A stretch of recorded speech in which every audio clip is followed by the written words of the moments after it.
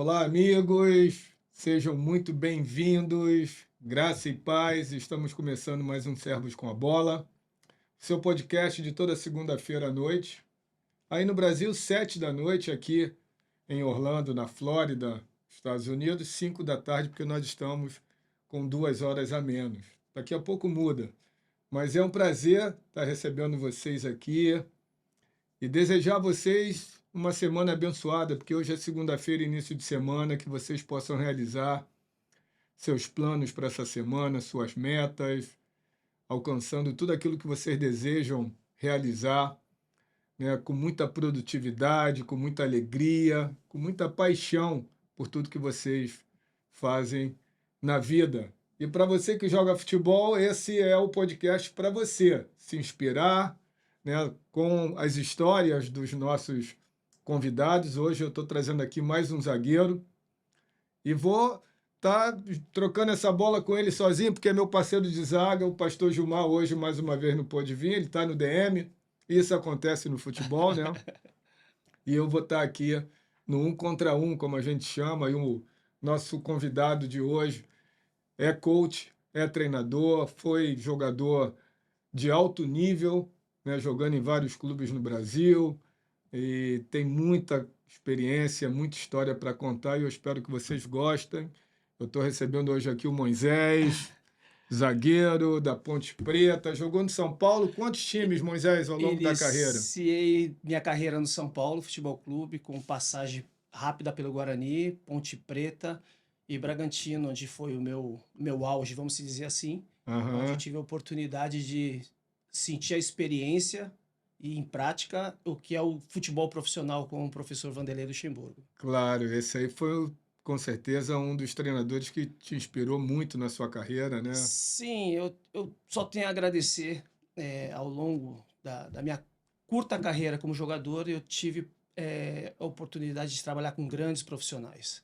Claro. Isso eu trago hoje como treinador, na bagagem todo esse aprendizado, todo esse conhecimento que eu adquiri junto a eles. Eu não tive o prazer de trabalhar com o Vanderlei Luxemburgo, mas tenho uma boa relação por causa do futebol, por causa da época, né? Anos 90 foi o auge Sim, também da minha carreira, seleção brasileira e tal. Ele assumiu a seleção brasileira logo depois da Copa do Mundo de 98 que eu joguei, que terminou, se encerrou, digamos assim, um ciclo do Zagallo, né? sim, Então, em sim. 99, Vanderlei Luxemburgo assumiu a seleção brasileira e começou um novo ciclo.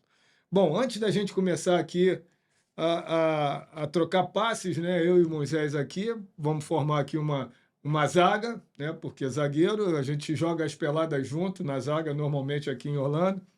Deixa eu agradecer aqui os nossos patrocinadores, porque sem eles os Servos com a Bola não seria possível. Mandar um abraço aqui para a Estiticar Auto Sale. Alô, meus amigos aqui de Orlando, da Estiticar, a melhor loja de carros aqui em Orlando. Se você quer trocar o seu carro ou está querendo comprar um carro aqui em Orlando, não deixem de conhecer a Estiticar. Você pode entrar no site www.estiteautos.com e ali você pode escolher a marca, o modelo que você quer.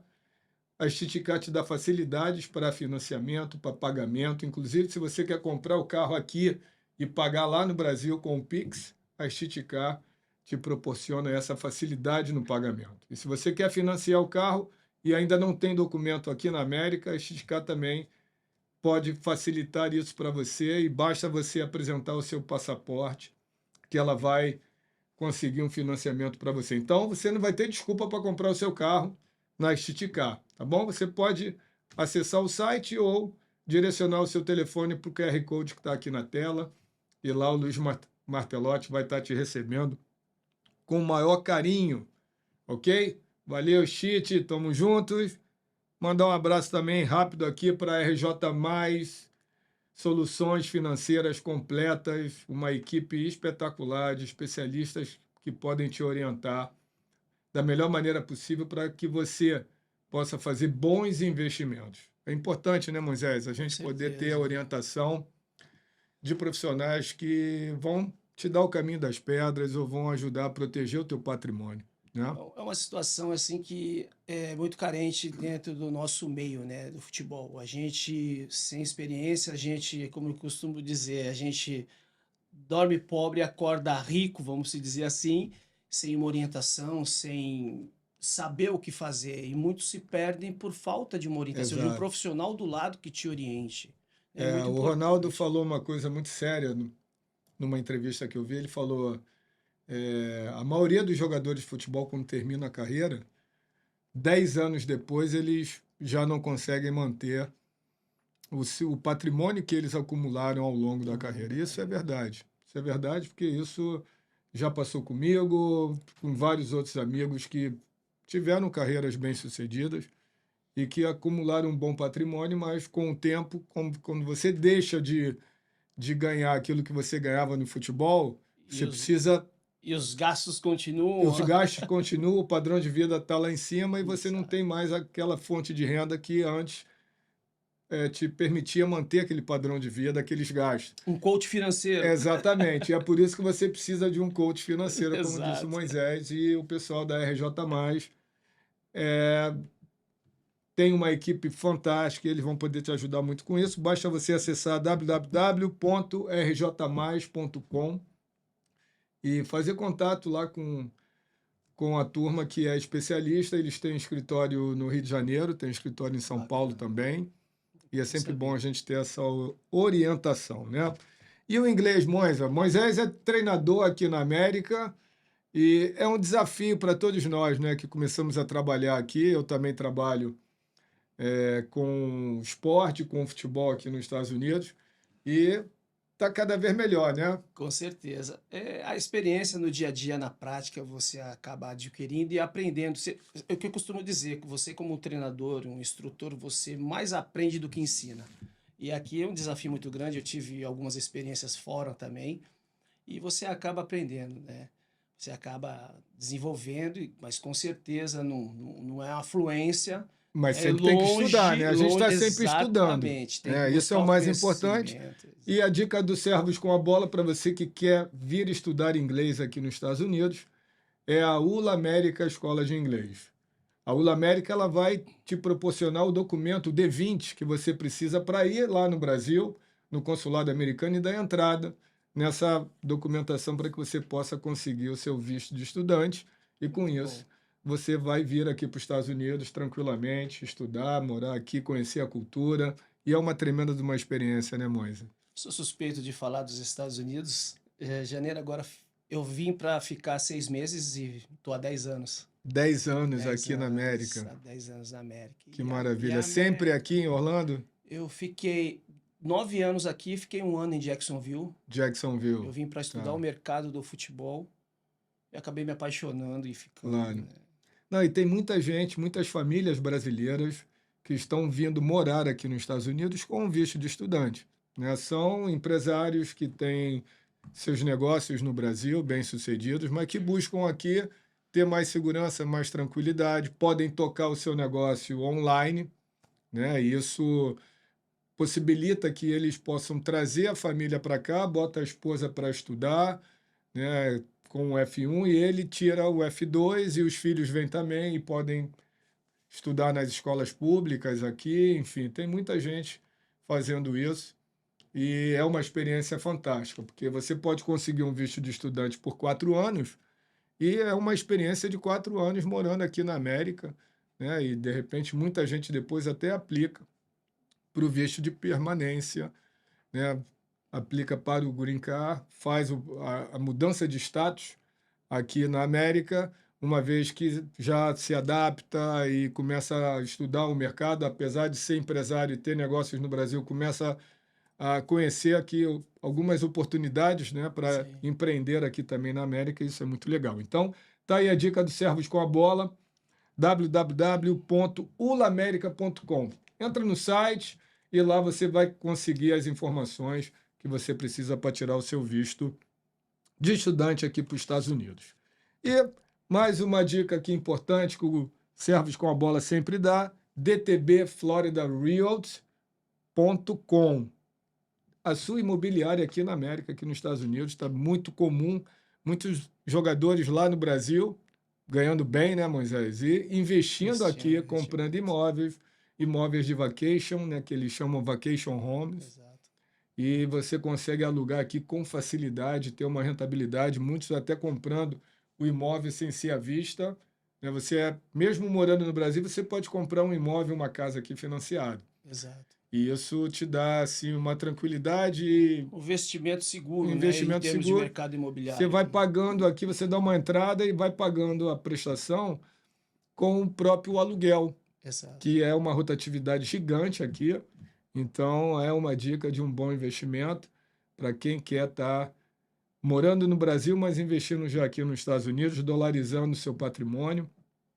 E é a DTB Florida Realty. Basta você acessar www.dtbfloridarealty.com e você vai poder conhecer todas as opções que a DTB tem para te oferecer, de casas, de vacation, de apartamentos, enfim.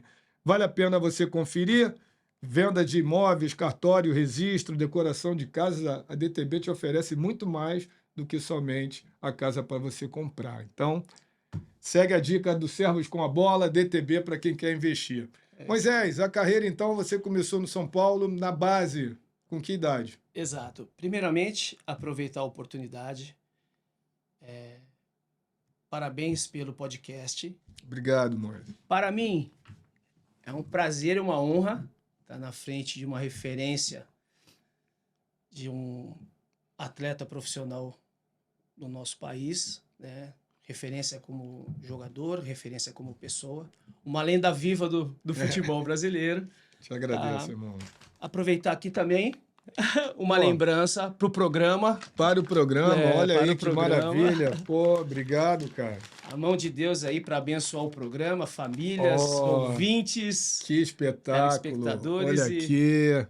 Vou até deixar aqui. A convidados. gente também tem aqui para os nossos convidados um bonezinho da Chiticá, né, que faz essa gentileza Muito de nos obrigado. enviar isso para os convidados. Tem uma canequinha também aqui da obrigado, Chiticá para você agradeço. tomar um café. Stitch, cara, a gente Top. agradece, E obrigado. também tem aqui do nosso patrocinador da RJ+, uma camisa, Obrigado. tá? Também para você ter essa lembrança aí Muito obrigado. do Servos com a Prazer. Bola, com a RJ+. Te agradeço. Muito prazer. Essa mão aqui espetacular, rapaz, a mão de Deus.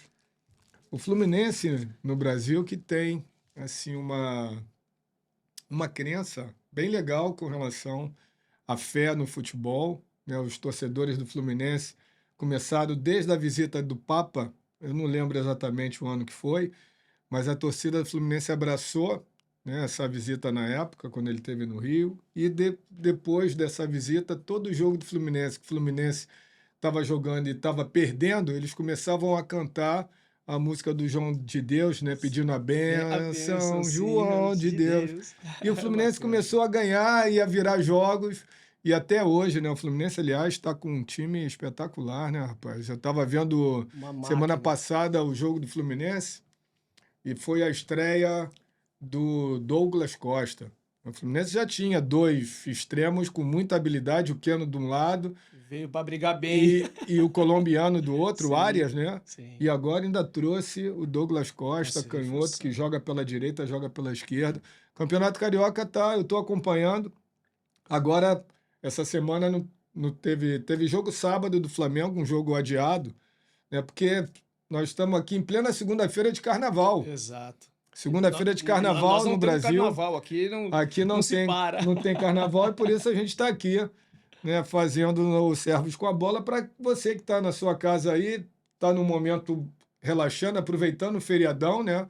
Não foi ainda para 7 horas da noite, está na hora, para quem gosta de carnaval, o pessoal está indo para a avenida, assistir desfile e tal. Tá no esquenta, como diz a Tá no gente. esquenta. Aproveitar e falar para vocês para se cuidarem muito, né?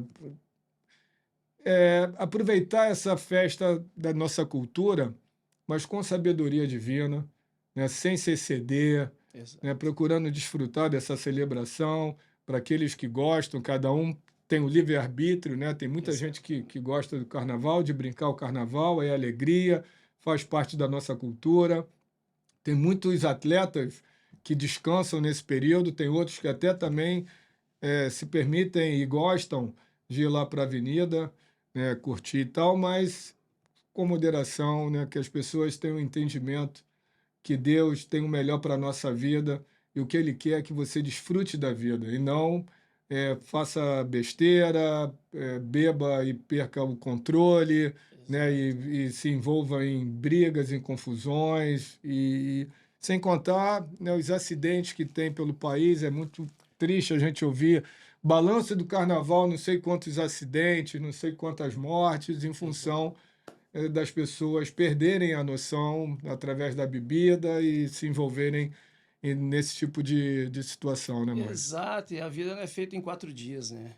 Então a Claro. gente tem que, com Celebrar a vida, a moderação, gente tem que celebrar diariamente, exato, porque a gente tem que ser grato a Deus por nos permitir acordar todos os dias para vivermos aquilo que Ele tem de melhor para a nossa vida, né? exatamente. Isso é algo importante, porque a gente sempre gosta de pautar aqui o que a gente comunica com vocês com a palavra de Deus, né? E a gente tem aqui em Provérbios 3, Moisés, confia no Senhor de todo o teu coração e não te apoies no teu próprio entendimento. Reconhece o Senhor em todos os teus caminhos e ele endireitará as tuas veredas. E o mais importante, não sejas sábios aos teus próprios olhos. Teme ao Senhor e aparta-te do mal. Amém. Quer dizer, uma palavra que a gente que está iniciando a semana e tem metas para alcançar, e se planeja para isso, é importante a gente reconhecer o que Deus pode fazer para a nossa vida se a gente teme a Ele, se a gente respeita, né? E com isso, temer a Deus é justamente honrar os mandamentos dele e seguir o que está na palavra. Isso vai te dar sabedoria para você não cometer excessos na vida, Exato. para que você possa celebrar a vida, né, com temor a Deus e desfrutando do que Ele tem de melhor para a gente. E não se excedendo e fazendo justamente aquilo que Ele não quer, que é não amar ao próximo, não respeitar o próximo, não se exceder através das bebidas, não usar drogas para poder se alegrar ou mudar o teu Uma estado falsa de ânimo, que ilusão, é uma exato. falsa ilusão. Então, assim, o carnaval é uma festa do Brasil, uma festa popular. O esporte não deixa, normalmente, todo sábado de carnaval tem jogo, e já teve o jogo do Flamengo, inclusive, foi um jogo atrasado de Volta Redonda, e para, né, e volta na quarta-feira de cinza. Então, para você que está brincando, pensa na palavra, né, para você que está descansando, aproveita para refletir, para meditar na palavra, para buscar planejar o seu ano e sonhar em alcançar tudo aquilo que você deseja, né, Moisés? Exatamente. Isso é Exatamente. importante. E agora vamos falar mais de futebol aqui. Eu quero saber porque a sua carreira com certeza vai inspirar a muitos jovens que estão começando no futebol. Essa é a ideia, né, Moisés? Sim, exato. Eu costumo falar que muda-se os personagens, mas as cenas são parecidas, né? Aham, Porque o menino humilde, de periferia de São Paulo, de família humilde, trabalhadores, uhum. que quanto moleque sonhava em ser jogador de futebol para buscar o melhor para sua família. Isso Claro, é como história de sim, quase uma regra, né? não, é verdade. Todos nós temos esse mesmo sonho, e independente do sucesso que cada um de nós que fazemos esse podcast para vocês, ou seja, a gente pode ter carreiras diferentes, mas todos nós passamos pelo mesmo processo Exato. até chegar no profissional. E claro que no profissional aí uns tiveram mais sucesso, outros menos, outros tiveram mais ascensão na carreira, visibilidade, tudo isso. Mas o processo, perdão, o processo que nós vivimos, todos passaram pelas mesmas dificuldades, pelos mesmos desafios, né? Porque a bola, ela, a experiência de jogar futebol e o desafio que não é só o futebol nos oferece, mas o esporte, de maneira geral, nos ensina, né? Para a Sim, vida a ter disciplina, a ter resiliência, a ter determinação, a ter foco. E isso a gente leva para a vida depois, né? Não só exatamente. no futebol, mas a gente depois leva para a vida em todas as nossas áreas. Sim, sim. E comecei a dar meus primeiros chutes nas ruas, né? Descalço. Minha base foi campinhos de terra, Que futebol de cidade? salão, São Paulo, São Paulo, em São Paulo, capital? capital. E numa dessas brincadeiras nossas que era diversão, né? Eu tive um convite para fazer uma avaliação no São Paulo, não tinha nem chuteira. Pedi orientação para meu pai, que meu pai na época era o maior incentivador. Meu pai Sim. jogou futebol na época dele em Porto Alegre, gaúcho, Colorado, e deu os primeiros passos dele lá. Infelizmente, a época não tinha como ele seguir uma carreira e foi para uma outra área. E com isso, Ele te incentivou, me pô, incentivou a ir fazer avaliação, comprou até uma chuteira para mim, lembro até hoje, a Topper Sócrates, preta com amarela, com o autógrafo do Sócrates, eu me recordo até hoje, porque é uma lembrança maravilhosa da minha vida, né, que foi o início de tudo. uhum. E fui eu fazer essa avaliação. Quando cheguei lá, fiquei assustado. Quando eu virei, passei a entrada do Morumbi, parecia que era dia de jogo de finais e clássicos. Era aquela multidão, aquela monte de cabecinha, coisa assim de outro mundo. E com isso eu consegui fazer uma avaliação A famosa peneira, né? que não existe É, mais, né? é. Onde Na você gíria é a famosa peneira, que os clubes na época abriam, todos os clubes abriam períodos para que qualquer menino pudesse se inscrever e ir lá sim, participar do treino. Eu acho que eu fiz uma peneira no Vasco, se eu não me engano, com 11, 12 anos. Mas o cenário é igual em todas as cidades do Brasil que tem clubes, né, conhecidos e a garotada buscando. Hoje em dia, com futebol feminino, acho que a peneira que eles chamam aqui nos Estados Unidos é tryouts. tryout, exato. Lá no Brasil, vamos continuar acho que chamando de peneira, Peneira, né? Peneira. raiz. É.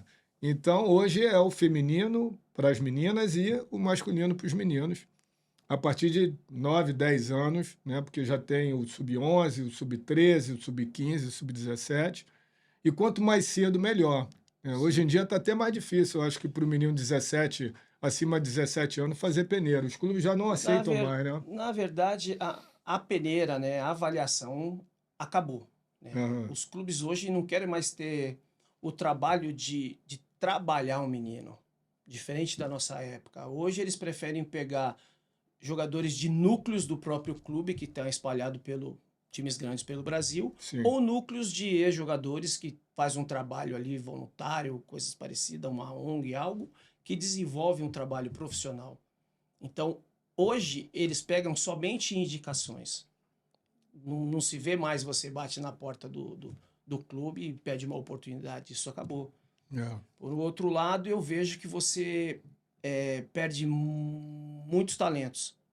Perde muitos talentos com isso, porque não é todo mundo que tem um contato com um profissional, não é todo mundo que tem condições de estar no núcleo.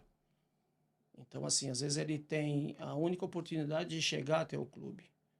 Então, com isso, você deixa de realizar sonhos, né, e de coletar jogadores de qualidade, né, jogadores que futuros prósperos, entendeu? Porque tem muitos jogadores, né? A gente tem hoje em dia no Brasil, que eu acho muito legal, a Taça das Favelas, Sim, que é eu acompanho muito.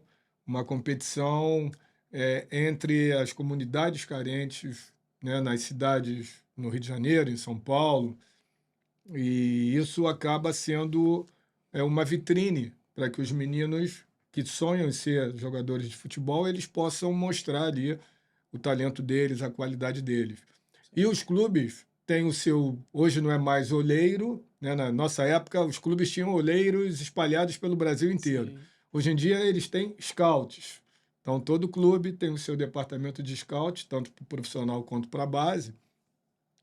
E esses scouts, eles vão olhar, né, a garotada para poder Garimpar. garimpar, Ah, para poder selecionar. é, E realmente existia muito na nossa época os clubes abrirem as inscrições para fazer peneira e muita gente falava que era caça-níquel, porque às vezes tinham 300 meninos lá que treinavam e no final não aprovava ninguém.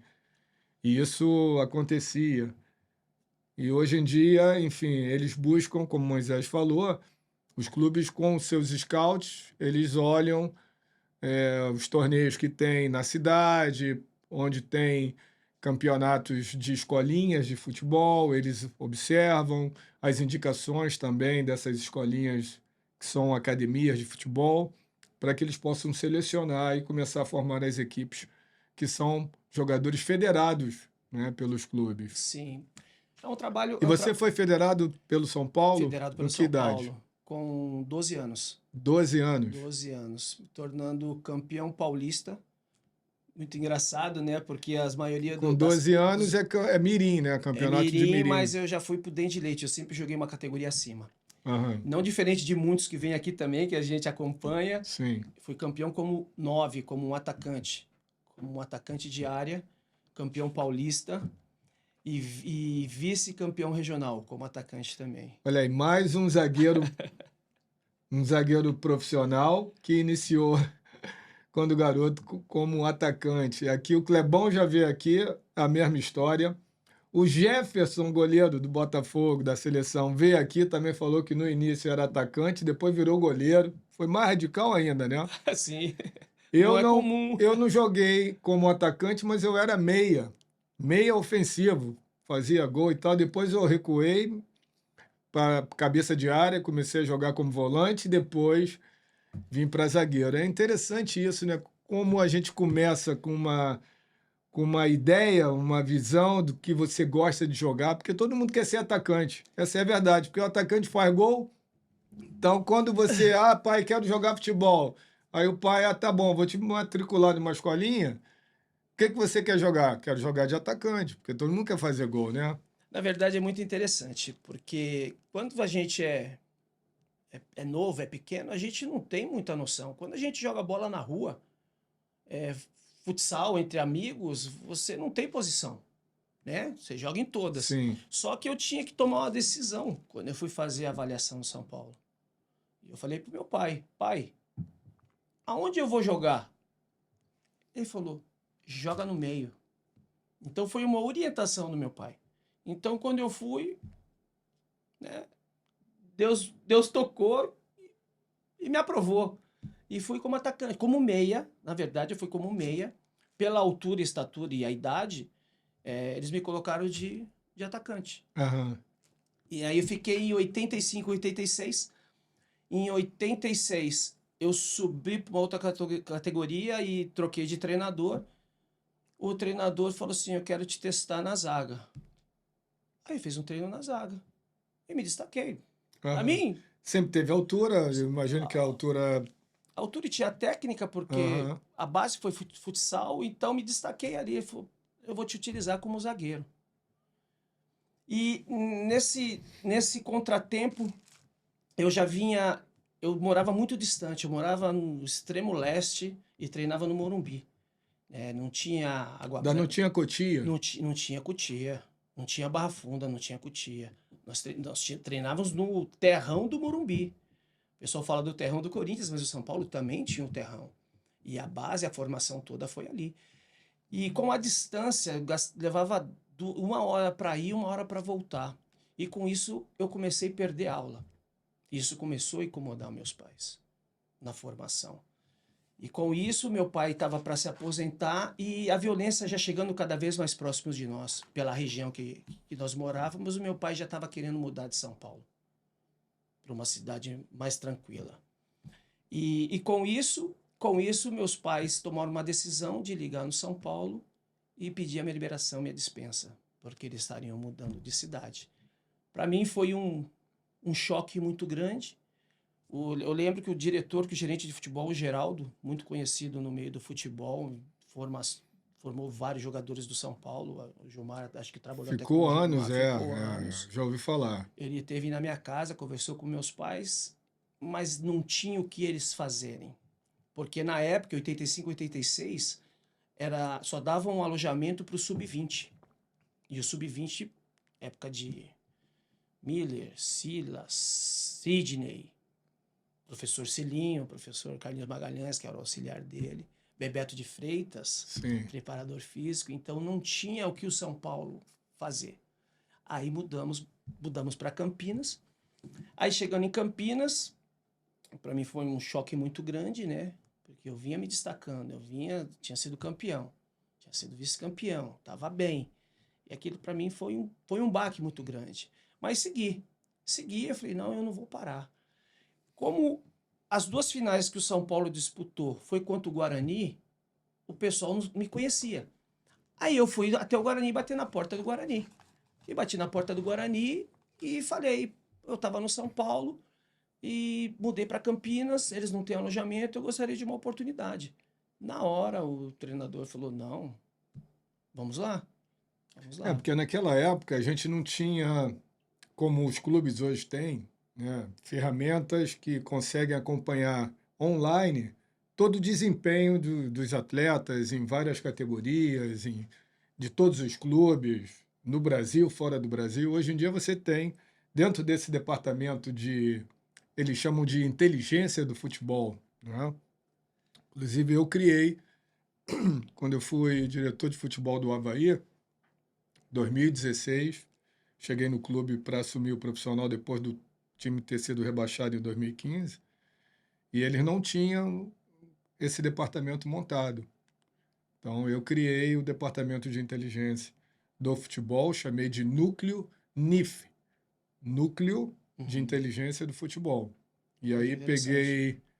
fiz uma parceria com a Universidade Federal lá de Florianópolis, peguei alunos da universidade, 5 alunos estagiários, para que eles pudessem, dentro desse departamento, estar ali observando, né, no computador, já com as ferramentas que já tinham disponíveis no mercado, o iScout, Instat, tudo Já isso. fazia a estatística? Já fazia estatísticas dos jogadores profissionais, a maioria dos clubes, da base ainda não. Na época, você tinha poucas informações através dessas plataformas de jogadores da base. Sub-20 eles já disponibilizavam alguns vídeos, alguns jogos, mas sub-17, sub-15 não. Hoje em dia já tem, desde o sub-15, se você vai numa ferramenta dessa, coloca lá Campeonato Sul-Americano sub-15, aparecem os jogos e você tem todas as seleções ali, você começa a acompanhar os meninos de Muito interessante. sub-15 de todas as seleções da América do Sul, por exemplo. Uma baita de uma Né? ferramenta para nós que trabalhamos com Mas futebol. naquela época não tinha nada disso, né? Naquela época você tinha que se destacar e aí era o boca a boca. As pessoas, né? Exato, Os clubes viam, exato. por exemplo, jogava Botafogo e Olaria, né? Eu comecei no Olaria. Então, depois do Olaria eu fui vendido para o Flamengo, porque eu me destaquei no Olaria e o boca a boca, né? E De falar, o treinador falar, automaticamente, pô, jogamos contra o Olaria, tem um interessante, menino que jogou bem, aí anota. Né? Então, ó, pô, ficava um da comissão técnica prestando atenção no time pequeno e anotando os jogadores que se destacavam nesse time pequeno. Mesmo que se perdesse de 5-0, 4-0, 10-0, ele sempre anotava algum destaque do time pequeno. E isso e, deve o ter acontecido contigo, né? e os times grandes era assim, né? Jogava com um time pequeno, o menino dormia no time pequeno e acordava no alojamento do time grande. Era muito comum isso acontecer. E olha que sabe o que acontecia, Moisés, naquela época? Não tinha ainda gerenciamento de carreira, os empresários não existiam no futebol. Então era muito comum o próprio treinador, por exemplo, jogava Botafogo e Olaria. Vou dar mais um exemplo aqui usando esses dois clubes. Terminava o jogo, o treinador do Botafogo tinha gostado de algum jogador do Olaria, na hora ele ia ali, ó, final do jogo, dentro de campo, a gente chamava o menino, oi, tudo bem e tal, ó, vou te dar meu cartão, gostei muito de você e tal. Aliciava ali na beira do Ali campo. na beira do campo, dentro do campo, ele já falava, ó, quando depois, pô, se você quiser ir fazer um teste lá no Botafogo, tá aqui o meu telefone. Como não queria. É Né?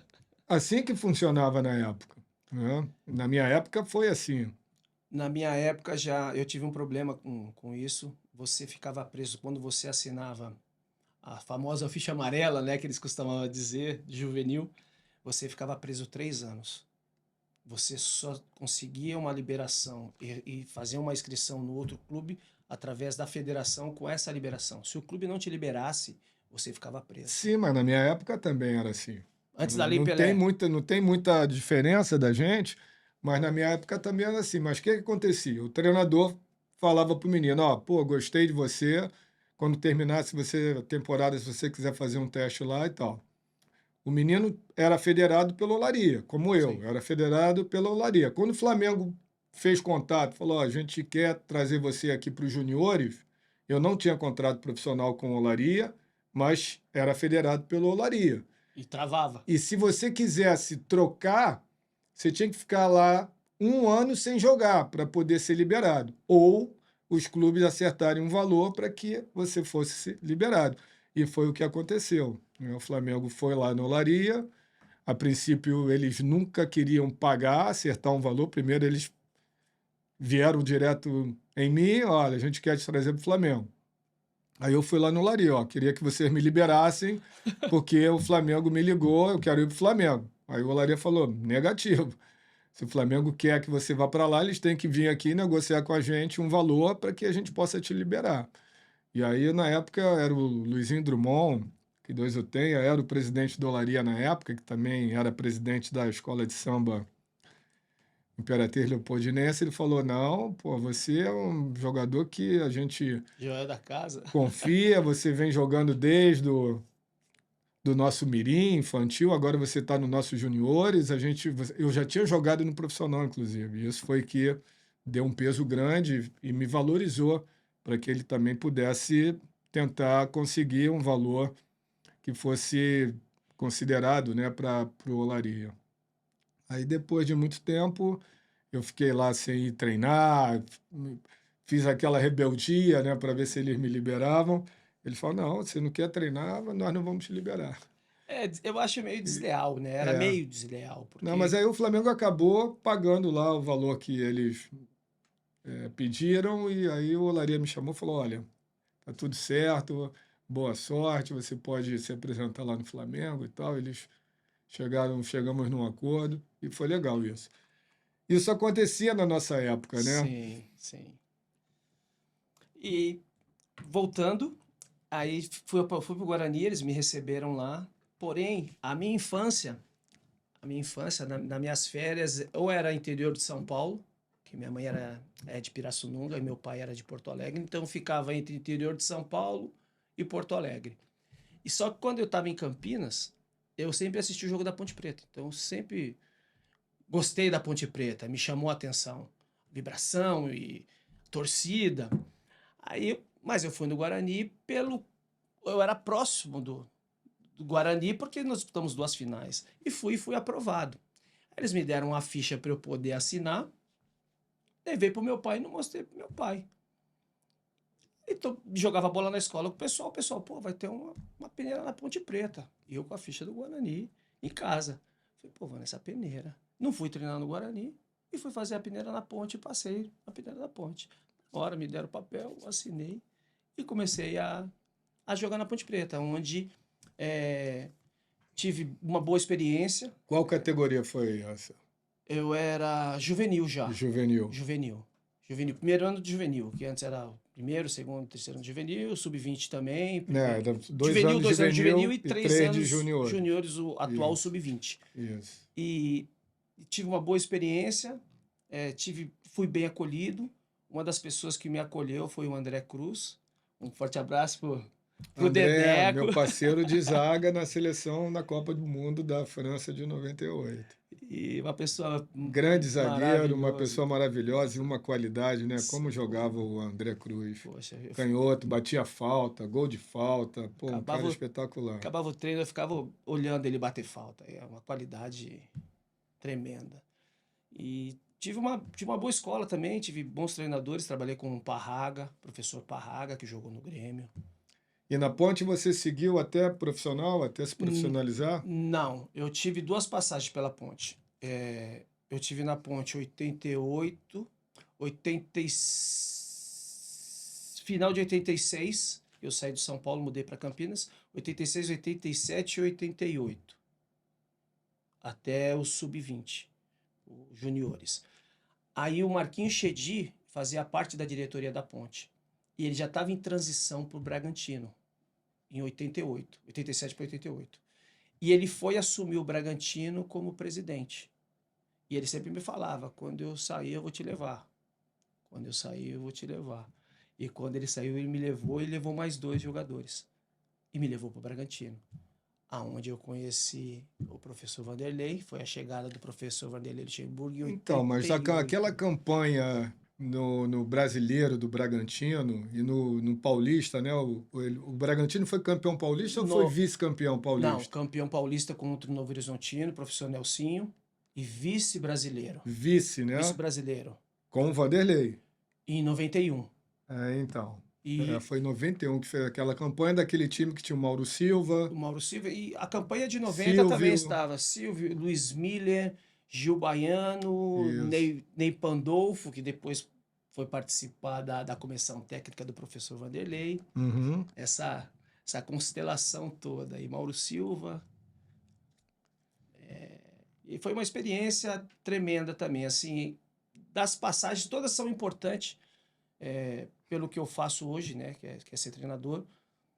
Todas as minhas passagens foram produtivas, porque eu adquiri bastante experiência com os treinadores e os profissionais por onde eu passei. Sim. E o Bragantino foi além, porque eu cheguei a ter o gosto de sonhar acordado, como a gente se fala, né? Porque era um Então, sonho mas você no chegar no elenco, naquele profissional. elenco ali do profissional, quando você subiu pro profissional, foi que ano? Foi Em 89? 88, 88? 88, eu tinha 17 para 18 anos. Tá.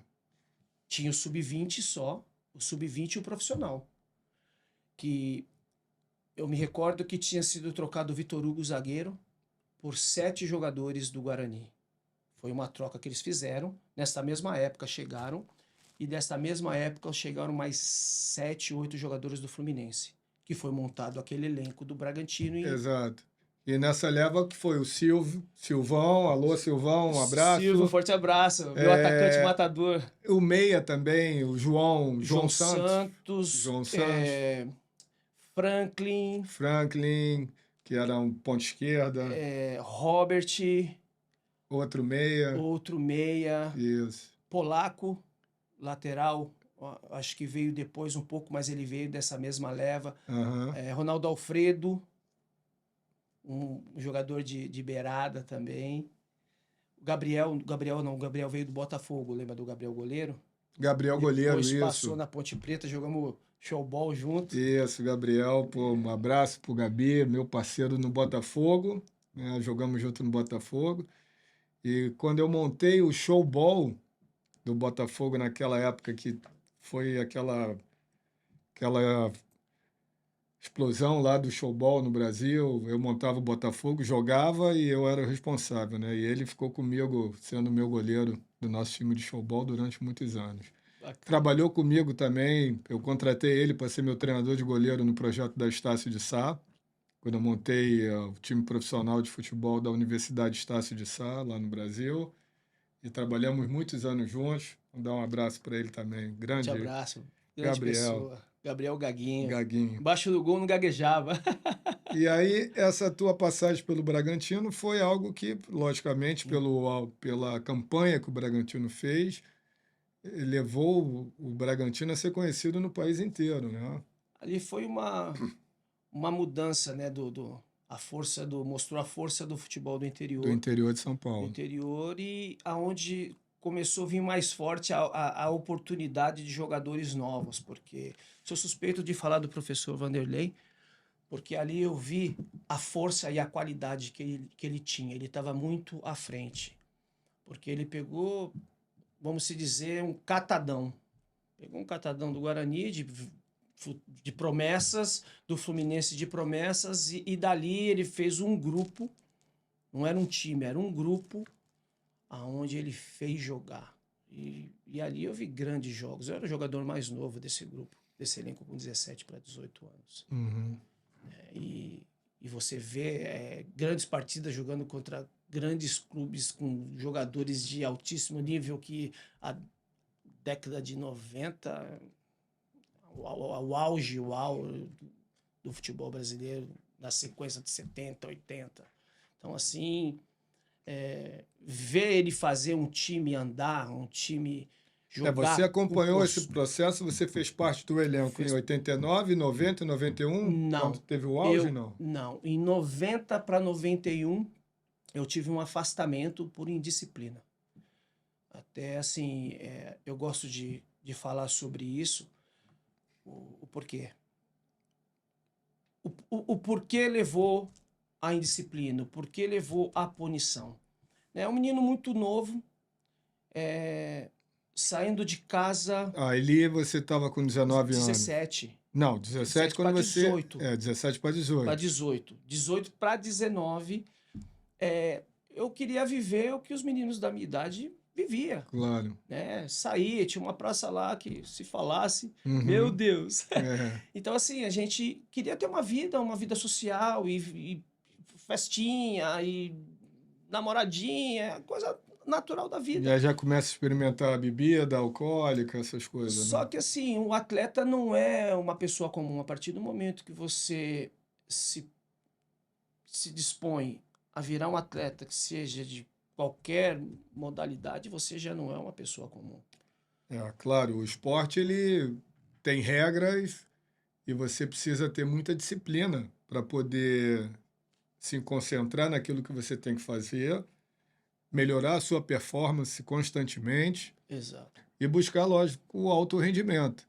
E se você não se cuidar, se você não tiver uma vida regrada, né, com disciplina e procurando treinar para evoluir a cada dia, você não consegue ter alta performance que vai fazer com que você se destaque, né? Não só no futebol, mas em qualquer outra modalidade esportiva. Mas assim, Gonçalves, eu não me culpo, não culpo pessoas que estavam no comando. Muita gente fala, poxa, acho que faltou uma área determinada para cuidar isso, né, que hoje se tem, né, ou faltou experiência dos profissionais que ali estavam. Eu não costumo dizer isso, não. Eu costumo dizer que era para ter acontecido dessa forma. Claro. Que com isso eu adquiri o meu conhecimento, a minha vivência, que hoje eu levo para os meninos com quem eu trabalho.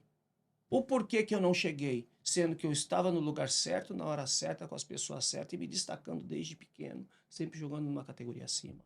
Algo faltou, o que faltou? Então hoje eu trabalho em cima disso. Hoje eu busco me licenciar, me qualificar, estudar todos os dias, buscando um pouquinho, aprender um pouquinho mais, para poder passar, fazer um apanhado de toda essa vivência e passar para esses jovens atletas, jovens jogadores que têm um sonho, que hoje o deslumbramento é muito maior, muito maior. Então, Não, assim, hoje em dia, para o atleta se distrair, é muito mais fácil por causa da internet, porque sim, ele está o tempo todo tendo acesso a informações e a situações que antes da internet a gente não tinha nem como sonhar com isso. Então, o cara hoje está ali gratuitamente recebendo imagens de tudo o que está acontecendo no mundo. E isso, lógico, que desperta na pessoa o interesse por fazer algo que você não pensava em fazer, né? Ou o desejo de fazer algo ou de viver algo que você não sonhava nem em viver.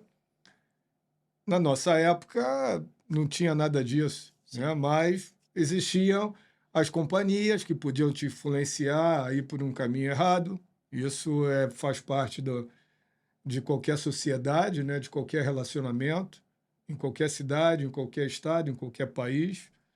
E é claro que a gente tinha que decidir para chegar onde você quer, você tem que abrir mão de muitas coisas. O problema é que com a idade, às vezes a gente não consegue abrir mão disso, né? Porque os amigos falam, pô, você vai, vamos numa festinha, aí você fala, pô, não vai dar porque amanhã eu tenho que acordar cedo que eu vou ter jogo. Mas você está em casa sábado à noite e os amigos estão, pô, mas vamos lá, pô, é rapidinho, você não fica muito tempo e tal. Aí você, tá bom, então eu vou ficar só um pouquinho. Aí nessa de você ir para ficar só um pouquinho, daqui a pouco você vai lá e vai pinta um flerte com uma menina e tal, e aí o amigo, pô, toma aí um negócio, uma Cuba Libre, na nossa época era muito sim. comum. Quer tomar uma Coca-Cola? Mas aí botava O lá rum. É. E aí você vai naquilo ali, daqui a pouco você vê, já está de madrugada, aí você vai para casa, dorme pouco, no dia seguinte acorda cedo para ir jogar. Lógico que o resultado da tua performance não vai ser o melhor. E com isso você acaba se prejudicando, né? Sim, mas assim, eu costumo dizer, a gente não fazia por maldade, não Não, fazia é por coisa da idade, é. uma coisa natural. Então, assim, não tinha quem chegasse, ó, vem cá, pegasse na sua mão, ó, vem cá. Não vai por esse caminho, não faz isso. Nessa época você morava no clube ou morava ainda com sua família? Não, já morava em Bragança, o clube dava um alojamento, Tá, já você dava um morava no alojamento alojamento do do Bragantino. Bragantino. E o Vanderlei, assim, ele sempre na roda do grupo do profissional, ele apontava eu e o Tiba atacante. Uhum. Jogou no Guarani, jogou no Sim, claro. rodou bem, jogou na Portuguesa, e ele sempre falava: você era para ser o capitão da minha equipe, sabe que você não é o capitão da minha equipe? Porque só quer praça, só quer menininha. E sempre me chamava atenção, sempre me chamava atenção. Aí chegou um momento, eu falei: poxa, se ele realmente vê tanto potencial, porque isso quando eu saí, Não me bota para jogar?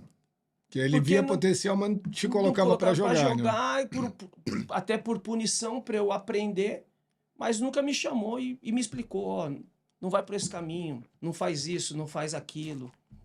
Então, assim, hoje mudou muito. Hoje você tem um setor de psicologia dentro do clube, você tem um empresário, você tem um gestor que orienta o jogador. Se o jogador sair do caminho, é porque realmente ele não quer ter uma vida profissional. Porque, na verdade, naquela época lá existiam jogadores de futebol, não existiam atleta profissional de futebol, eram muito poucos que se cuidavam. E as nossas referências que nós tínhamos era jogador mulherengo, jogador que estava na balada, isso que a gente via e achava o máximo, porque era o que vendia, o que mostrava. Exatamente. Hoje em dia existe essa discussão, né, em relação aos jogadores hoje que se destacam, né, no cenário do futebol mundial e que podem ser referência. Então tem muita gente que critica o Neymar pelo estilo dele de vida e como já criticaram outros grandes craques do nosso futebol brasileiro ao longo da história. E isso é uma realidade, porque eu acho que para você evoluir em qualquer área da sua vida profissional, você precisa buscar referências. Além do teu talento, da tua capacidade, é fundamental que você possa observar pessoas que já alcançaram sucesso naquela área, naquela profissão que você está disposto a buscar, que você quer realizar e que também quer ter sucesso. Então, além de você fazer tudo que você precisa fazer diariamente para evoluir, né, para demonstrar sua capacidade, você precisa aprender com quem já fez e é referência e pode te ensinar. Então, é lógico que a gente vê a garotada hoje buscando referências, buscando seus ídolos, né, e assiste os jogos, não só os jogos dos clubes brasileiros, né, do seu time do coração, mas também, hoje em dia, com a transmissão dos campeonatos que tem no mundo inteiro, tem muitos meninos no Brasil que querem se tornar jogadores de futebol, mas que não têm só a referência dentro do Brasil, né? Eles buscam referências nos clubes europeus, assistem a Premier League, assistem o campeonato espanhol, campeonato italiano, campeonato francês. E é claro que eles buscam, dentro da posição que eles jogam, se espelhar naquele jogador que hoje em dia está tendo boa performance, está sendo bem sucedido, está se destacando. Mas o problema é que eles não somente procuram aprender só com o que o jogador faz dentro de campo. Às vezes eles querem seguir também o estilo de vida do jogador. E Exato. aí é que está o problema, E se né? inspiram em atletas que. Claro que aí você vê um jogador muito famoso, mas fazendo festa o tempo todo, se envolvendo em escândalo, eh, enfim, tendo atitudes que não condizem com um atleta profissional, né, sendo recriminados, logicamente, pela sociedade em função do seu comportamento. E isso é algo que você, como coach, você tem que alertar, tem que orientar seus alunos, né, para que eles possam, além do desenvolvimento dentro do campo, né, no dia a dia, nos treinamentos, fora do campo, eles também possam se ligar e buscar, né, ter um comportamento que vai possibilitar com que eles alcancem, né, o objetivo deles, o sucesso, com mais rapidez, né? E uma coisa também que é importante a gente alertar essa garotada que está começando agora, que está chegando no profissional, que é o seguinte: muitos dizem, né, o difícil não é você chegar, o difícil é você se Se manter, manter, exato. né? E a gente tem visto aí muitos jogadores que alcançaram o sucesso rapidamente, né, com curta idade, digamos assim, muito jovem, e que não estão conseguindo se manter, né? Não vou citar nomes aqui, mas vocês sabem, quem acompanha o futebol, a gente vê aí todos os anos jogadores despontando, jovens, chegando no sucesso e ficando muito badalado e depois Ou caindo. seja, se passaram 30 anos e o problema ainda permanece. Uhum. Eu vejo, eu vejo a internet hoje, ela é uma ferramenta para o bem ou para o mal. Sim, Ou, ou você tem o livre-arbítrio também dentro da internet. Ou você vai ver coisas boas, mas ou coisas boas e produtivas que você pode trazer para você. Por outro lado, me encanta muito, e eles me perguntam, muitos amigos espalhados aí pelo mundo, né? Porque temos uma conexão na Alemanha por ter feito o curso da UEFA B na Alemanha e da UEFA A na Escócia. A gente mantém um grupo de contatos e falando do futebol, do desenvolvimento. E ele sempre pergunta dos Estados Unidos, né? Aí esses gringos aí, eu falei, gente, vocês têm que ter respeito, porque vocês não sabem o que está acontecendo internamente. O futebol nos Estados Unidos internamente já é uma realidade. Você pega crianças de 6 a 16 anos que vocês ficam assustados de ver. Jogam de igual para igual, não deixa a desejar nem ao Brasil. Eles falam, como assim? Falei, cara, o que tem de americano com os pais brasileiros, colombianos, mexicanos, africanos, só que são americanos. Então começa a mudar a visão e vindo cada vez mais profissionais capacitados para desenvolver de todos os países em fase de desenvolvimento do futebol, como Japão, Espanha, China, os Estados Unidos é o que pode ter êxito não, a muito Espanha mais. eu não, nem incluiria nesse grupo, mas O assim, Ja- no Japão, o futebol asiático tem crescido, Sim, né? sim, Alguns países também na América do Sul. Tu viu que semana passada a Venezuela merecia até ter vencido a seleção brasileira pré-olímpica. sim. Perdeu de 2-1, mas jogou muito melhor. Eu assisti o jogo.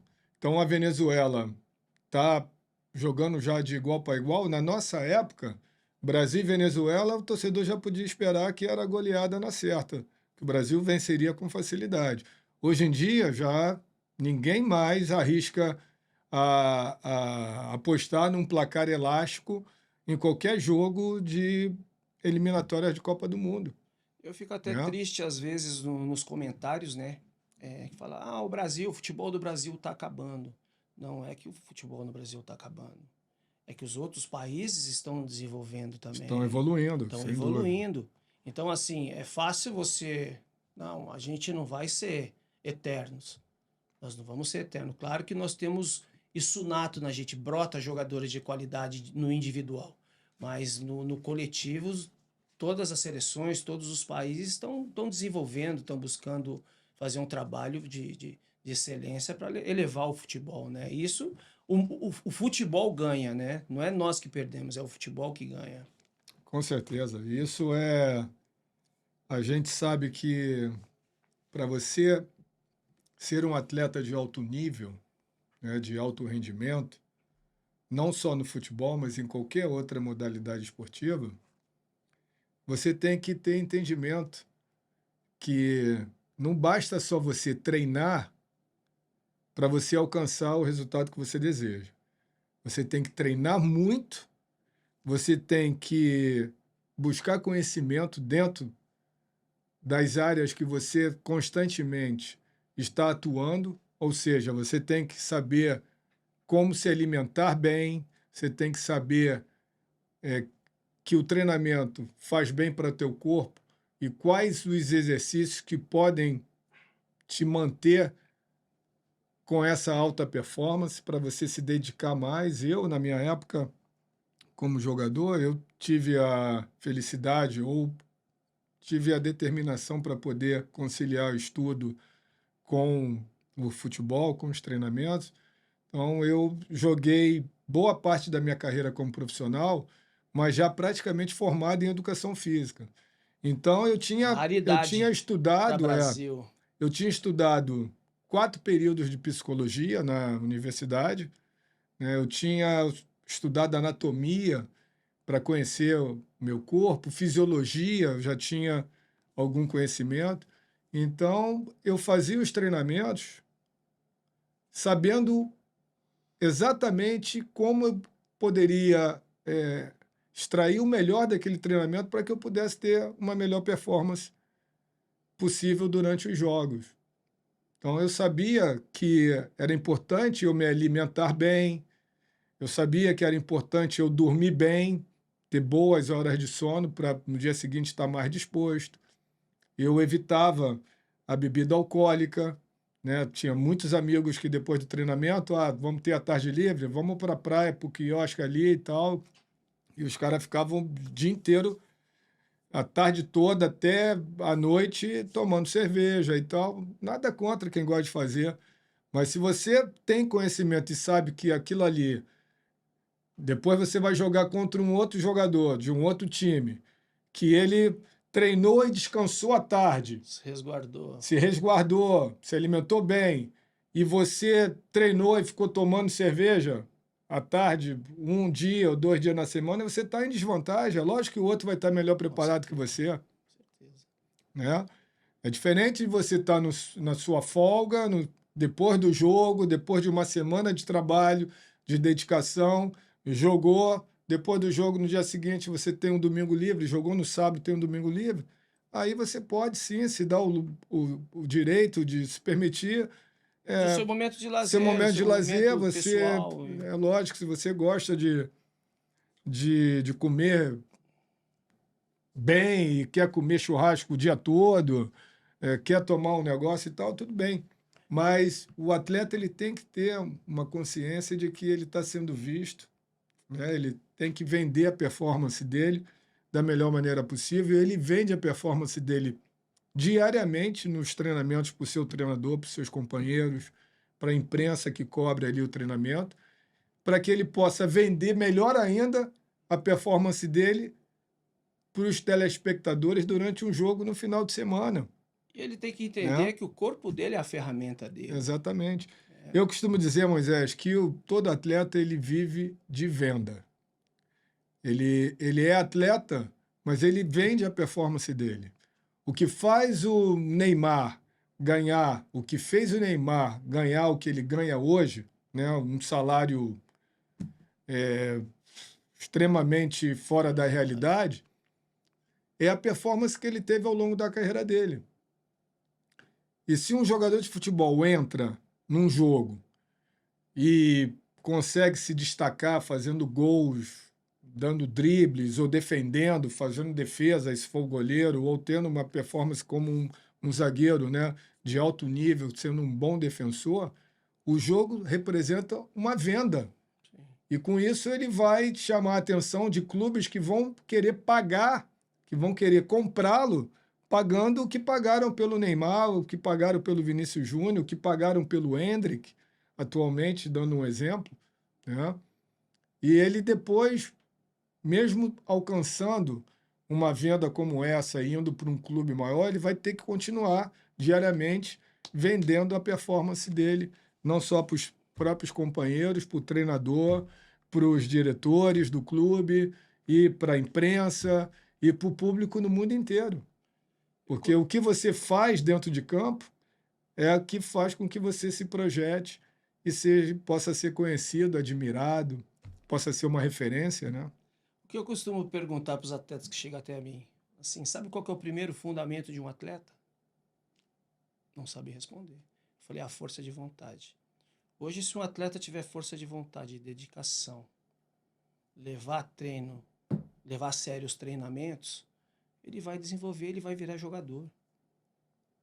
Porque hoje, se você não adianta você ter qualidade, se você não tiver entrega, você não vai chegar a lugar nenhum. Então, se você for dedicado, você tiver a força de vontade, se você quiser, você vai chegar. Hoje está muito mais fácil. Eu vejo que está muito mais fácil. Muito mais fácil. Não, não tem dúvida nenhuma. E do Bragantino, você deu sequência à sua carreira profissional? No Bragantino, aí eu fui afastado por indisciplina nesse período. Fui para Campinas. Para Campinas, falei, bom, vou largar, não quero mais saber de futebol. E como na minha vida, Deus, toda vez que eu tentei sair, Ele me trouxe de volta, eu estou no passado 2, 3 meses, estou no centro de Campinas, estou indo para um barzinho ouvir um pagode, estou andando, atravessando a rua, dou de encontro com o Marquinhos Chedi.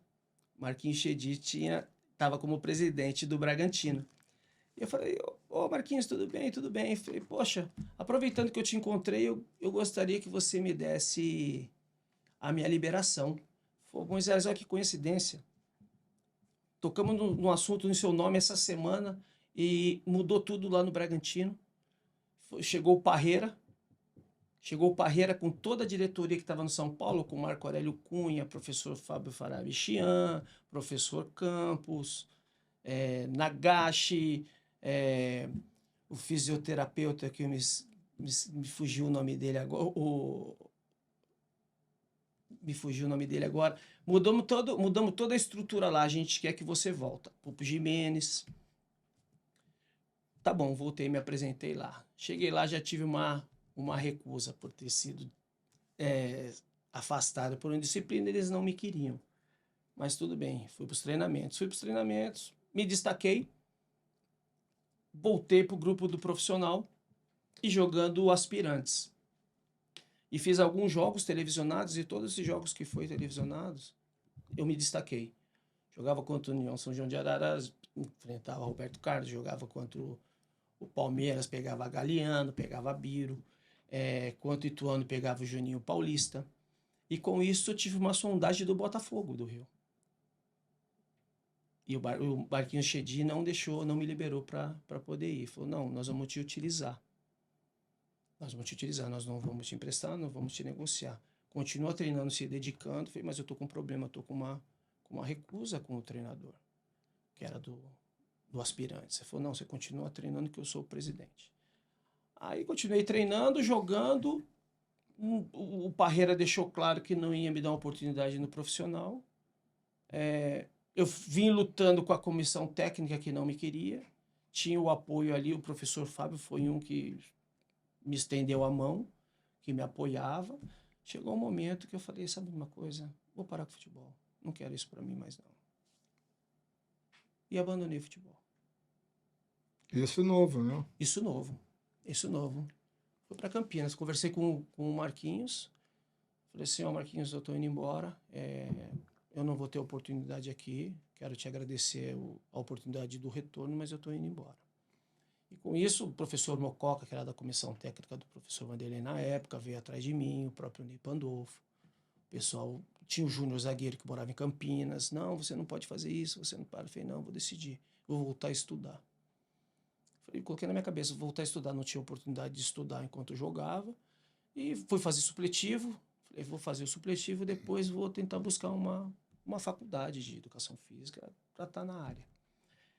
Nesse meio tempo, estou no centro de Campinas e encontrei o professor Fernando, um preparador físico que foi meu preparador físico no São Paulo e na Ponte, e falou, poxa, a comissão técnica do São Paulo está indo para Goiás.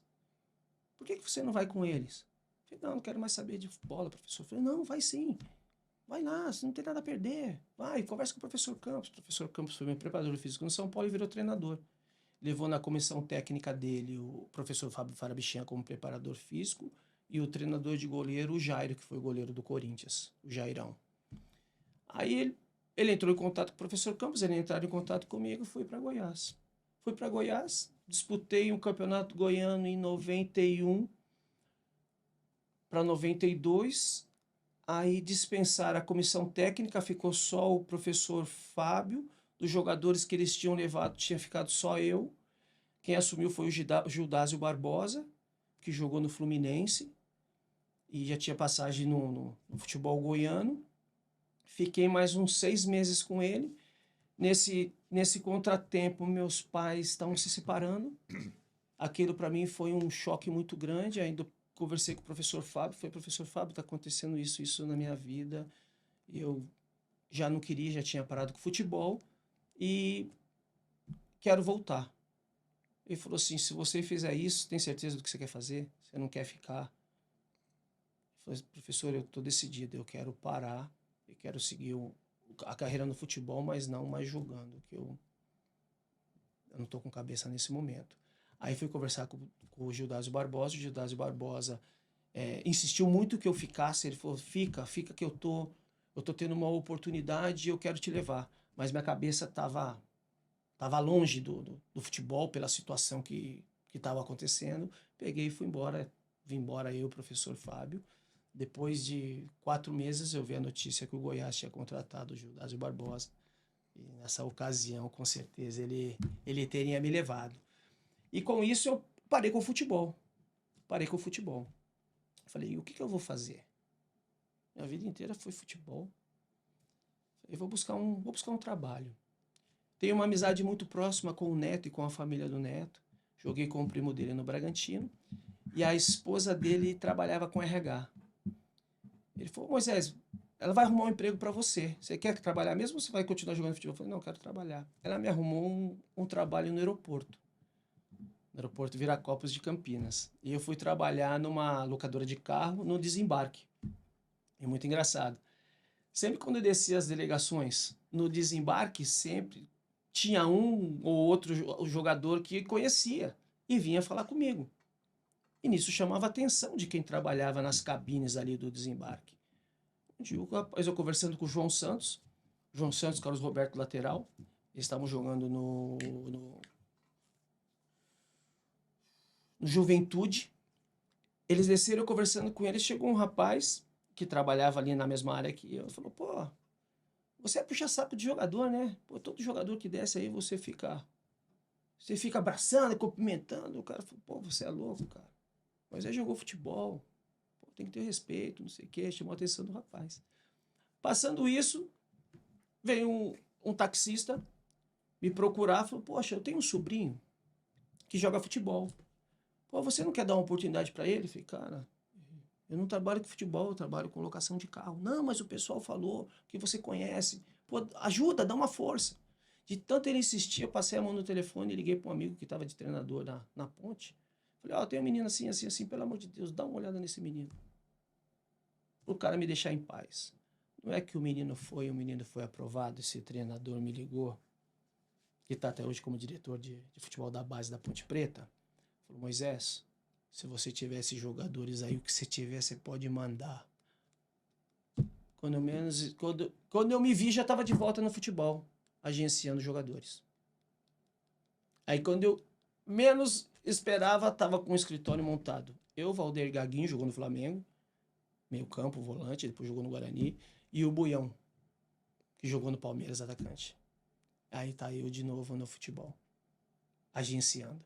Uhum. E com isso fui matricular minha filha na escola, numa escola particular, e na ficha eu coloquei lá, né, jogador. Quando a diretora foi fazer a entrevista aqui, veio e falou, você foi jogador? Só um minutinho, nós temos um campinho de futebol aqui, que tinha uma escolinha, vem aqui que eu vou te mostrar. Entrou dentro da escola, foi me mostrar toda a estrutura, falou, pô, você não quer montar uma escolinha aqui? Falei, não, se você montar uma escolinha, eu vou dar desconto para sua filha. Foi aí que eu comecei como treinador. Através de uma situação que eu fui matricular minha filha na escola, comecei com uma escolinha. Começou com a escolinha dentro da própria escola. Dentro da própria escola. Primeiros 2 meses era minha filha e o meu vizinho. Daqui a pouco começou a engrenar, daqui a pouco estava com 400 crianças. Já Pô, com legal. três professores me orientando, eu disputando campeonatos de escolinhas na cidade, fazia jogos com o Zenon, na escolinha do Zenon, eu tinha uma empresa que fazia evento com o Sesc Campinas, e Sesc São Paulo, e a gente rodava fazendo jogos, aí comecei a fazer jogos de exibição, aí com isso eu tive o convite do Zenon e do Careca para participar da seleção Brasil Master. Daqui a pouco estava inserido no futebol de novo, escolinha, me destacando. Aí veio uma... Com esses jogos de escolinha, eu conheci um diretor do Barueri, que me fez um convite para assumir o Sub-17 do Barueri. Aí foi aonde foi tendo a oportunidade e o Aí crescimento. você falou, agora, pô, vou focar como treinador de futebol. Na verdade, as Você coisas começou foram a acontecendo. estudar, fazer especialização como para treinador, curso de Não, treinador, eu fiz que era exigido na época, eu fiz o CREF por direito o CREF, adquirido, que claro. você tinha que estar credenciado. Isso. Mas já não tinha assim seminários, congressos. Para você ser treinador, você ou tinha que cursar educação física, né? 4 anos na universidade, ou fazer o CREF, ou alguns cursos de treinadores que tinham do sindicato. Sindicatos dos Isso, treinadores, sindicato dos exato. treinadores. E com isso eu fui para o Barueri,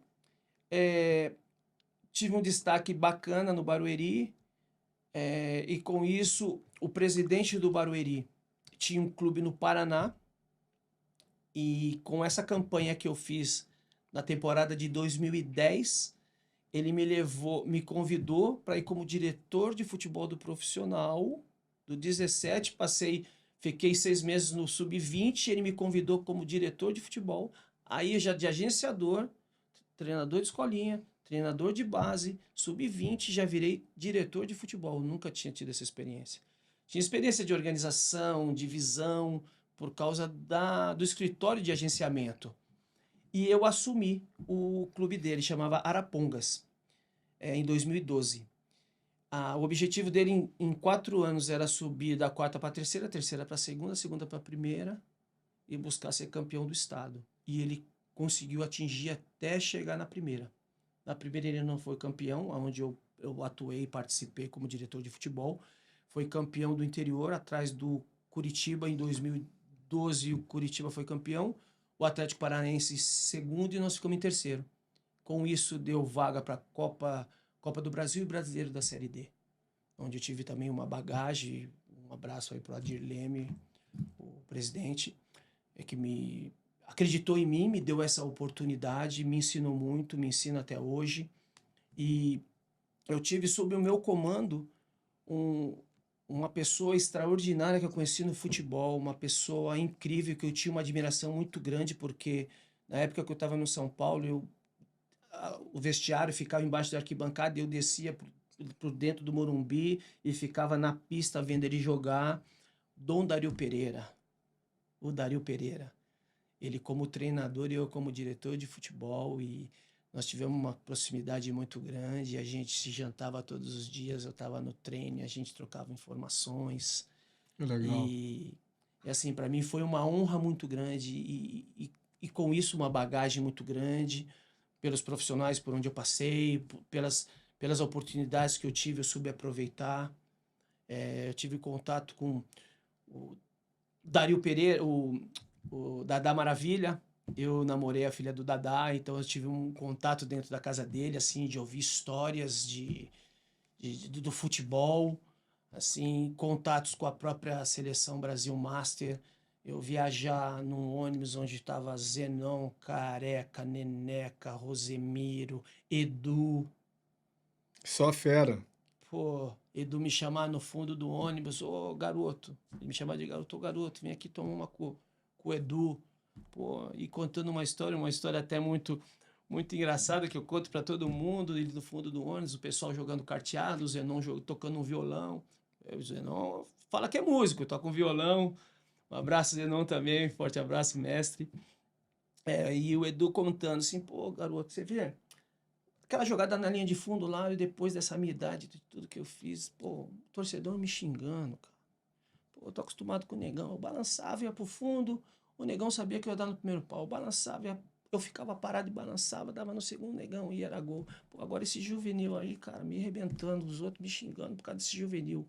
Esse negão que ele tá falando nada mais era que o Pelé. E esse Uhum. juvenil era o Careca, o Carecone, que jogou no São Paulo, no Napoli. Então, assim, são histórias assim que o futebol me proporcionou, assim, que riquíssima. Como tá aqui agora na sua frente, para mim é um prazerzaço, assim, a gente acompanhou, E referência. todos esses desafios que você teve, né, Moisés? Não só no futebol, mas pós-futebol. É claro que a gente, para superar desafios, a gente precisa ter muita fé, a gente precisa Sim, buscar e pedir a Deus, né, que nos dê força, que nos dê sabedoria, principalmente, sempre, para sempre. poder. E como foi esses momentos todos que você viveu, né, todas essas experiências, como foi o seu relacionamento com Deus, ou seja, você buscava já ter um relacionamento que pudesse te fortalecer espiritualmente, ou você era afastado? Não digo afastado, sempre tive uma crença em Deus. Meu pai religioso, cristão, Assembleia de Deus, aquele fervoroso. Tenho dois primos pastores. Assim, Jesus, Deus está na nossa vida, inserido, tanto Deus e o futebol está muito presente na vida da minha família e na minha vida. Uhum. É, assim, no próprio Bragantino, me convidavam muito para ir nas células, para participar de reuniões.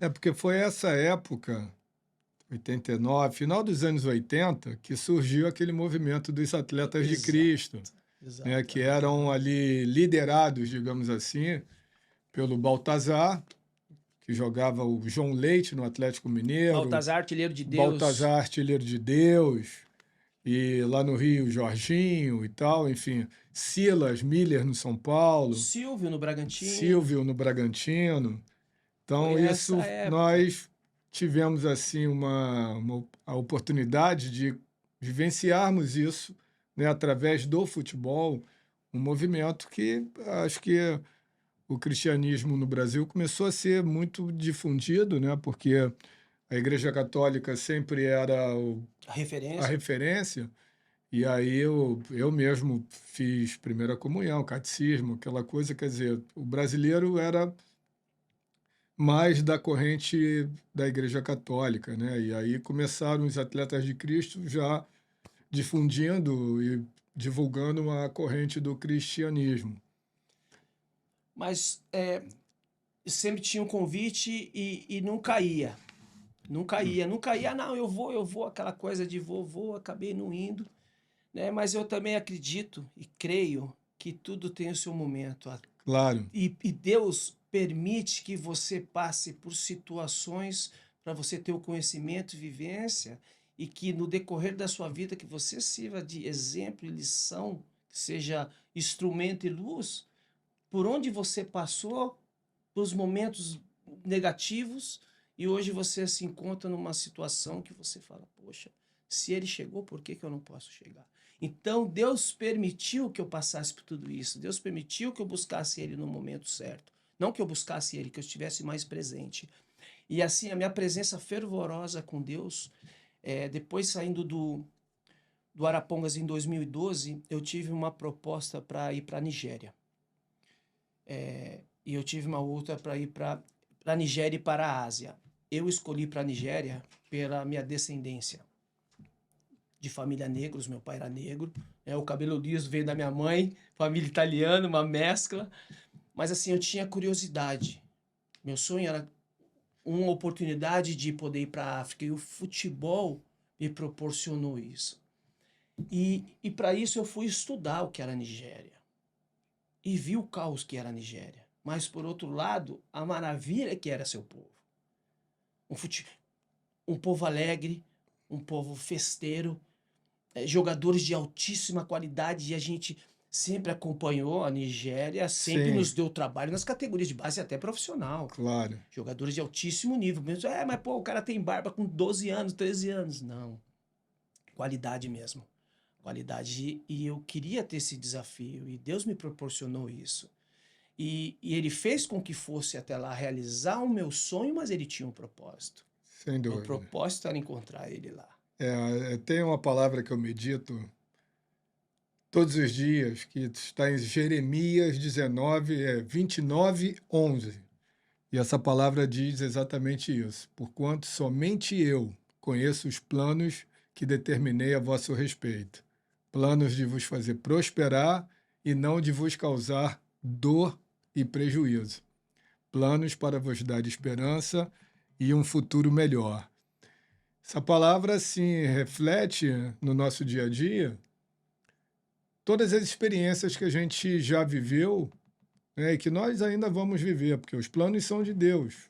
Né? E quando a gente acredita que Ele tem planos para nos fazer prosperar e não de nos causar dor e prejuízo, a gente se apega realmente naquilo que a gente precisa, né? Aumentando a nossa fé para superar e vencer os nossos desafios. Sim, E eu imagino que na Nigéria, quer dizer, um país onde existe uma pobreza muito grande, você pode testemunhar isso, sim.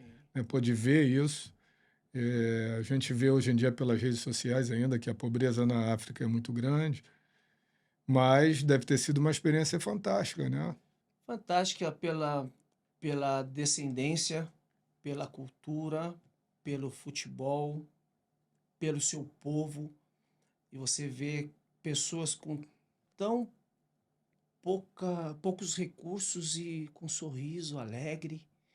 Isso foi encantador. E por outro lado, eu encontrei o mal, que eu digo mal. Na região que eu estava concentrado o grupo radical islâmico Boko Haram, aonde eles entravam dentro das igrejas, matavam pastores, matavam os irmãos, matavam, entravam nas escolas, matavam. Isso era diário. Você ouvia esses noticiários, você encontrava com eles, saía para treino, eu saía com um carro blindado e um segurança com uma calibre 12 dentro de um carro blindado. O que, que ele ia fazer se o pessoal viesse e atacasse? Porque o Caramba, estrangeiro era um alvo muito grande. E eles iam nos treinos, eles apareciam nos treinos. Só que é o que eu falo, não fui eu que estive lá. Deus preparou essa minha ida lá. E eles tiveram contato comigo. Eu vi eles de perto numa história. Não vi no uhum, livro, não vi em filme. claro, Eu vi ao vivo. E o respeito que eles tiveram por ser brasileiro, pelo futebol, que eles têm o Brasil como referência e a descendência também. E antes de eu ir, eu busquei informações e o pessoal falou: você vai reparar mesmo se eles serem de pele escura quando você conversar com um nigeriano, você olha na testa dele. O nigeriano que tiver a testa mais escura que o rosto, ele é islâmico. O porquê? De tanto eles baixarem e colocar a cabeça no chão. Aí fui para uma entrevista, eu tinha o meu crucifixo, eu não tirava meu crucifixo. Gostava de andar. Eu tô na entrevista, num patamar alto assim, os repórteres embaixo. Eu abaixei para amarrar meu cadarço, a corrente saiu para fora da camiseta. Aí coloquei para dentro, né? Quando eu sentei assim, com a água, sentei, comecei a olhar e lembrei do que esse conhecido meu tinha dito, eu comecei a olhar. Se tivesse uns 30 ali, uns 29 tinha a mancha mais escura. E um deles levantou a mão e perguntou. Não falou de futebol, não falou nada. Qual que é a sua religião? Eu falei, Deus me dê sabedoria. Eu peguei e falei, eu creio em Deus. Eu tive que ter sabedoria para responder, pedir sabedoria para Deus. Eu falei, eu creio em Deus. Eu não tenho religião. A religião veio para separar os povos. e eu vim para unir. Futebol, através do futebol, é a única forma, do esporte é a única forma de a gente agregar os povos novamente. Next, próxima pergunta. E sair dele. E ali eu vi muita coisa ruim. Não tinha internet, não conseguia contato. Estava casado com a mãe da minha filha na época, não tinha contato com a Que minha ano que filha. foi isso mesmo? Em 2013. 2013. Aí começou a ter Um muito ano ataque. antes da Copa do Mundo no Brasil, né? Exato. A Nigéria veio para a Copa do Mundo no Foi Brasil? campeã africana. Não, foi campeã africana em 2000. Eu acho que a Nigéria veio. Parece que veio, foi campeã, se eu não me engano. E começou a ter muitos ataques. E eu dormia numa casa, e os atletas tinham uma casa do lado, tinha uma casa separada só para mim. E eles tinham as crenças dele. Eles tinham as crenças dele, e às vezes eu acordava dormindo e com batucada, com coisa deles, e aquilo lá me incomodava, eu sentia um clima pesado. Aí eu comecei a orar para Deus. Ali eu comecei a ser mais fervoroso e me apegar e me apoiar mais a Ele. Porque você via reportagens de pessoal invadindo igrejas, pessoal, esse grupo atacando escolas, chegando cada vez mais próximo. E eu não tinha como ir, eu tinha que cumprir, eles não iam me deixar sair. Então, eu me vi só eu e Deus. A língua deles, a primeira língua é Yorubá, não é o inglês. Né? Por isso que eu falo, quando você me perguntou do inglês, o ser humano é adaptável. Quando você está num país, você tem que falar a língua, você tem que saber se defender. E no momento que eu estive lá, eu procurei aprender, para ter uma convivência. Porque ali ia ter o meu respeito. Eles começaram a ter o meu respeito a partir do momento que eu aprendi a língua deles. Sem dúvida. E procurei a me comunicar com eles no dia a dia. Mas assim, foi aonde eu me apeguei mais em Deus, porque eu vi que a gente tinha que valorizar o que nós temos, o nosso país, o nosso povo, a nossa família, que eu me vi sozinho num país castigado, num país sofrido, né? Então, e ver a alegria, mesmo assim, a alegria das pessoas, eu falei, não, Deus, alguma coisa está errada. Eu quero buscar a Ti, eu quero a Ti. Eu quero o batismo do Espírito Santo, e busquei fervorosamente. O que me levou foi a circunstância e a situação. O que eu falo? Tudo que passou na minha vida, a cada vírgula, a cada ponto, a cada dia, eu me recordo como se fosse um filme. Deus permitiu. Não foi uma coisa natural, foi sobrenatural. Deus permitiu passar por todas as categorias, passar com todos os profissionais, passar com todas as dificuldades, passar no Vale da Sombra da Morte, e Ele estava ali. Ele permitiu que eu fosse.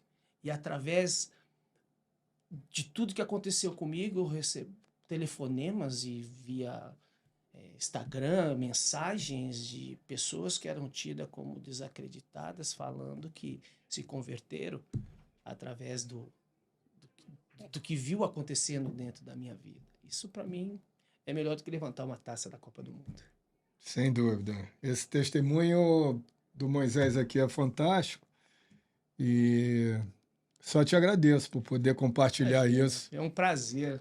Com nossos telespectadores do Servos com a Bola, porque a gente quer justamente estar inspirando a vocês, né, jovens, adultos, ou seja, pessoas de todas as idades, a conhecerem um pouco as nossas histórias através do futebol, as nossas experiências, né, que o futebol nos proporcionou de vida, né? Não é só o futebol em si, o jogo, os treinamentos, os jogos, o contato com a torcida, mas o futebol nos leva a ter conhecimento de outras culturas, né? Porque nos proporciona isso, levar a gente através do trabalho, seja como jogador de futebol, seja como treinador, seja como diretor, dirigente, mas isso é algo único, né? Que, lógico, tem outros esportes que dá oportunidade às pessoas de viajarem o mundo inteiro.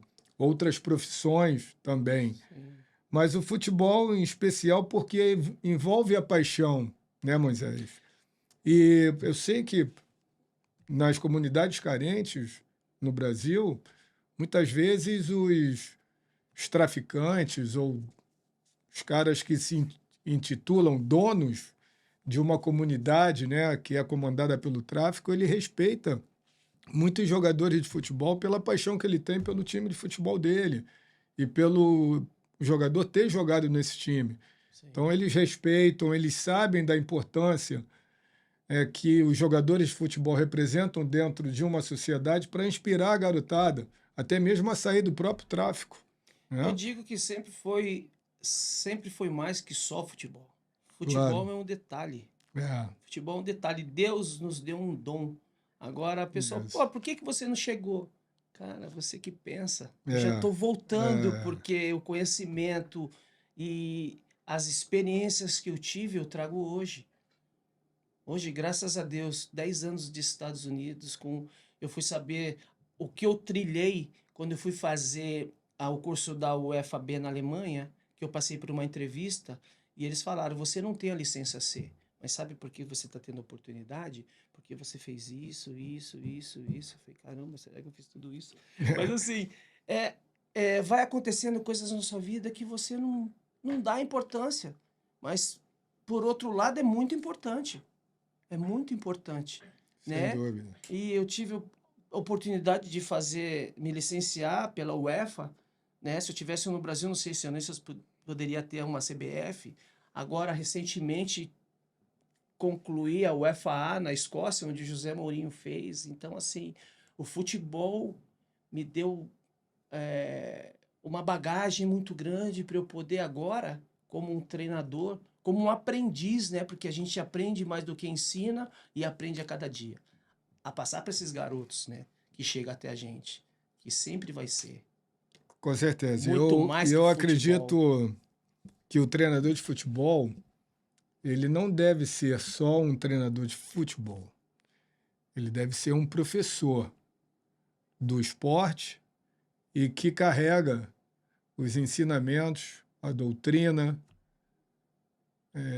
os mandamentos para que nós possamos ensinar aos nossos atletas não somente a ter uma performance que ele possa se orgulhar dele mesmo e agradar a milhares, milhões de pessoas, mas também possa ser uma referência como um ser humano, que eu acho que é o mais importante. Eu É costumo você ser dizer. reconhecido como um cidadão do bem, Sim. né? Como um homem do bem, de valor, que você pode inspirar outras pessoas, além daquilo que ele faz profissionalmente, né? Porque referências profissionais nós podemos ter e devemos ter ao longo da nossa vida. Sim. Mas além da profissão, além do ofício, você poder falar, essa é uma pessoa do bem e ver Deus nessa pessoa, né? Para que essa pessoa possa ser luz na vida de outras pessoas. Se deixar, a gente fica aqui na resenha, né? Vamos para a Tem a parte resenha. 2. E nós vamos ter que terminar o nosso papo de hoje, o Servos com a Bola. Aproveitando para lembrar você, se você ainda não se inscreveu no nosso canal, se inscreva no nosso canal, deem o like para que essa resenha aqui possa ser vista por mais pessoas. Ativem o sininho lá das notificações para que você possa receber, né, essa notificação aí do nosso podcast. E é sempre bom ter você aqui nos acompanhando todas as segundas-feiras à noite. Novamente agradecendo aqui os nossos patrocinadores, a Estiticar Auto Sales, a melhor loja de carros aqui de Orlando, a DTB Florida Realty, imobiliária para você que quer comprar sua casa aqui em Orlando, para vir morar em Orlando ou somente para investir, não deixe de entrar em contato com a DTB, www.dtbfloridareal.com. Para você que quer estudar inglês, a dica do Servos com a Bola, mais uma vez aqui, nesse finalzinho do nosso bate-papo. ULA América Escola de Inglês, www.ulamerica.com, e aí você vai poder conhecer essa escola fantástica que vai te proporcionar uma experiência inesquecível. Aprendendo inglês, você pode viver e trabalhar em qualquer lugar do mundo. E isso é uma experiência que eu te garanto que vale muito a pena você fazer o possível para conseguir um dia viver essa experiência e depois você não vai se arrepender para o resto da sua vida, eu tenho certeza disso. E claro que a gente não podia deixar de falar aqui e agradecer mais uma vez os nossos amigos da RJ+, Soluções Financeiras Completas. É importante você se planejar financeiramente para tudo na sua vida. Então, não deixem de conhecer essa equipe maravilhosa de profissionais muito competentes. Moisés, muito obrigado, irmão. Só Nossa, tenho que te eu que agradecer. agradeço, Deus é te um abençoe prazer muito. a todos nós. Muito obrigado, foi um Isso. prazerzaço. E aproveitando, mandar um Muito beijo para minha obrigado aqui, ó. família, para minha filha que hoje é a atual incentivadora e me pega no meu pé. E um beijo para a família que está nos assistindo. Que espetáculo aqui, mais uma vez, te agradecer, Moisa, pela mão de Deus. Te É um símbolo, abençoe. claro, porque Deus vive em nós, Jesus Cristo vive dentro da gente. É importante você reconhecê-lo todos os dias, orar todos os dias, agradecer todos os dias e louvá-lo todos os dias, porque Ele está no controle de tudo, Ele é o nosso mestre e, sem dúvida nenhuma, quando você tem a consciência de que Jesus está orando por você e por mim todos os dias, é só ir lá na Bíblia, João 17:20, e se certificar da palavra e acreditar nisso. Então, pense nisso e até a próxima. Grande abraço, amigos!